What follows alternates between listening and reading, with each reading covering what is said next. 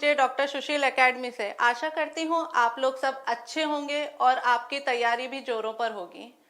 तो मैं आज आपके सामने लेकर आई हूँ क्लास 12 का टॉपिक इकोलॉजी। आज हम पढ़ेंगे इकोलॉजी डॉक्टर नेहा के साथ। इकोलॉजी टॉपिक से सबको डर लगता है, लेकिन डरने की तो कोई बात ही नहीं है, हम इसको बहुत सिंपल बना देंगे।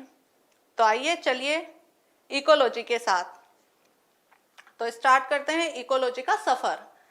इकोलॉजी इकोलॉजी बना है दो शब्दों से, इको एंड लॉजी। लॉजी जहां पर भी लग जाता है वहां हम उसको रिलेट करते हैं स्टडी से।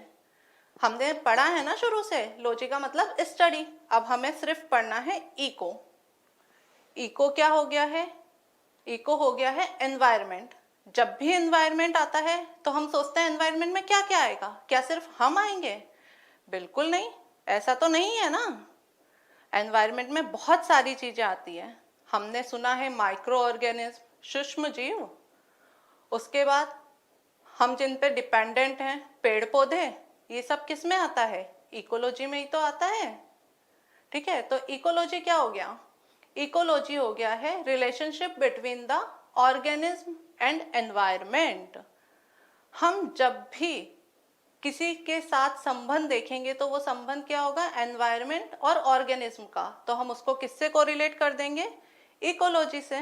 तो चलिए इकोलॉजी को आगे लेके चलते हैं।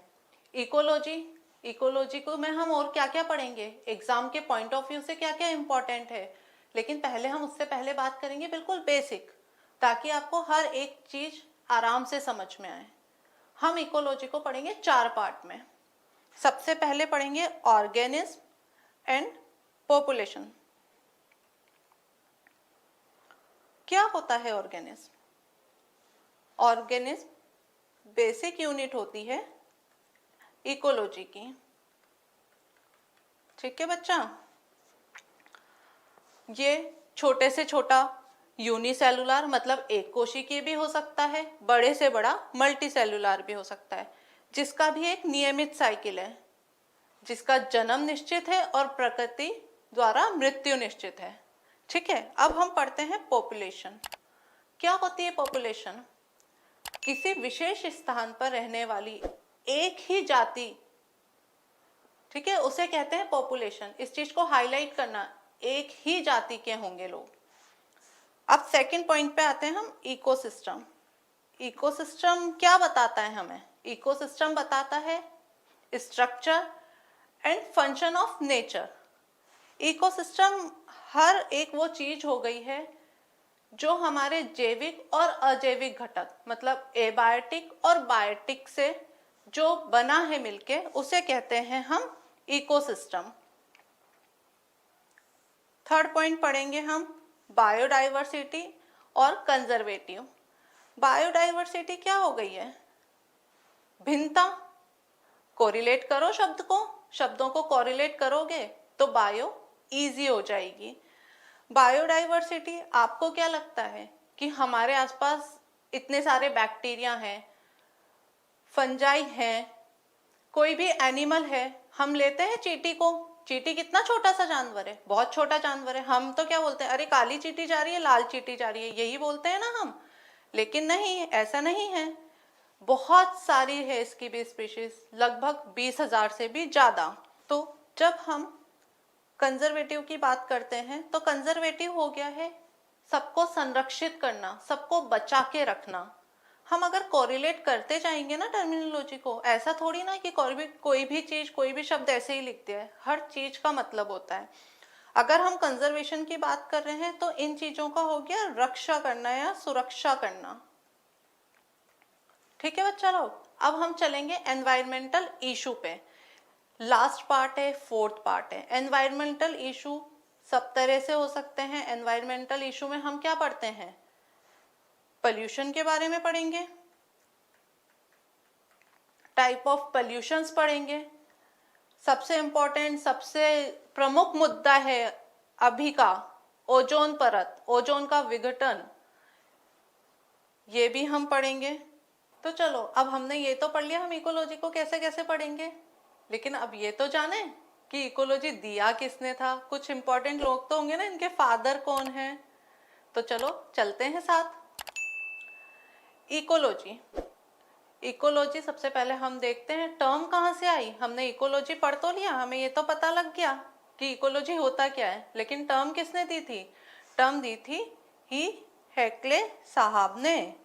उसके बाद फादर तो जानना भाई जरूरी है। हो सकता है हमारे नीट में यही क्वेश्चन आ जाए, हमेशा कंफ्यूज करता है कि फादर ऑफ इकोलॉजी और वर्ड किसने दिया था या टर्म किसने दिया था। सही है ना? तो फादर ऑफ इकोलॉजी कौन है हमारे? रीटर साहब। बच्चा हाईलाइट करते चलना, नोट्स लिखते चलना, जहां इंपॉर्टेंट बोल रही हूँ वो लोग नोट डाउन कर लेना। अब जब फादर हमने पढ़ा, इंडिया में रहते हैं, इंडिया के फादर भी पढ़ेंगे। इंडिया के फादर कौन है? प्रोफेसर रामदेव मिश्रा। रामदेव मिश्रा प्रोफेसर थे बीएचयू में। तो अब चलते हैं आगे हिरार्की के साथ। अगर हिरार्की नहीं पढ़ी तो क्वेश्चन कैसे बनेगा? तो चलें, सबसे पहले हिरार्की में क्या आ गया? जैसा कि मैं बता चुकी हूँ आपको कि हिरार्की में जो बेसिक यूनिट होती है वो होती है अपनी ऑर्गेनिज्म। ऑर्गेनिज्म के बारे में मैं आपको बता चुकी हूँ, वो यूनिसेलुलर भी हो सकता है और मल्टी सेलुलर भी हो सकता है। कोई एक छोटा सा माइक्रो ऑर्गेनिज्म, बैक्टीरिया भी और एलिफेंट भी। ठीक है, अब इसके साथ चले पॉपुलेशन। पॉपुलेशन क्या हो गई? किसी भी एक जाति की जो एक स्थान पे रहती हो वो मिलके बनाती है पॉपुलेशन। पॉपुलेशन को अब आगे चलेंगे लेके कम्युनिटी पे। कम्युनिटी क्या हो गई? सिंपल कि जब बहुत सारी जातियां मिलकर पॉपुलेशन बनाएंगी और उसके बाद वो बना लेगी कम्युनिटी। ठीक है, अब चलते हैं इकोसिस्टम। इकोसिस्टम हम प्रीवियस स्लाइड में भी डिस्कस कर चुके हैं। इकोसिस्टम हो जाता है हमारा बायोटिक और एबायोटिक। जितने भी घटक हैं हमारे, उनको हम शामिल कर लेते हैं हमारे इकोसिस्टम में। बायोम, बायोम क्या हो गया? बूम जैसा ना, मतलब बड़ा। ठीक है, बड़ा क्या होता है? हमारा जलीय इकोसिस्टम, वाटर इकोसिस्टम को ले सकते हैं हम। ठीक है, बायोस्फीयर, बायोस्फीयर क्या हो गया? हम कहाँ रहते हैं, वही बायोस्फीयर है। जब भी कोई लिविंग और नॉन लिविंग थिंग मिलके इकोसिस्टम बना लेती है, बहुत बड़ा इकोसिस्टम बनता है, उसको कहते हैं बायोस्फीयर। ठीक है, तो आज हमने क्या जाना? बहुत बेसिक जाना इकोलॉजी के बारे में। हिरार्की जानी, फादर जाने, हम कैसे कैसे इसको आगे लेके चलेंगे, हम कैसे इसको नीट की तरफ लेके चलेंगे कि हम क्वेश्चन आए तो हम उसको सही कर सकें।